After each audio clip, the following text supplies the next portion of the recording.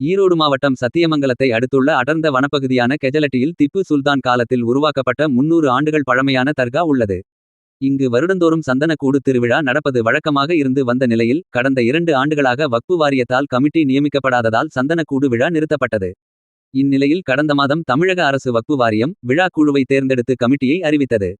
மேலும் விழா குழுவில் இருக்கும் முக்கிய நபர்களான முத்தவல்லி அஜீஷ் தலைமையில் 8 நிர்வாகிகள் கொண்ட குழுவை திருவிழா நடத்த வக்பு வாரியம் நியமனம் செய்தது.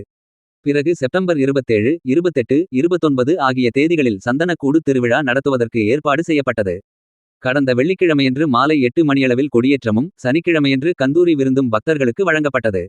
அதைத் தொடர்ந்து ஞாயிற்றுக்கிழமை அதிகாலை 5 மணியளவில் சந்தனக்கூடு திருவிழா. மாயாற்றிலிருந்து தண்ணீர் எடுத்து நேர்த்திக்கடனுக்காக கொண்டுவந்த சந்தனங்களை கலந்து 4000த்திற்கும் மேற்பட்ட பக்தர்கள் சந்தனக்கூடு எடுத்து தங்களது நேர்த்திக்கடன்களை செலுத்தினர்.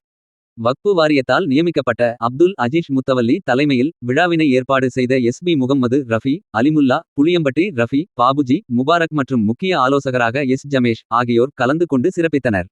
எதிரொலி செய்திகளுக்காக ஈரோடு மாவட்ட செய்தியாளர் நிஜாம் பாஷா, ஒளிப்பதிவாளர் சிவகுமார்.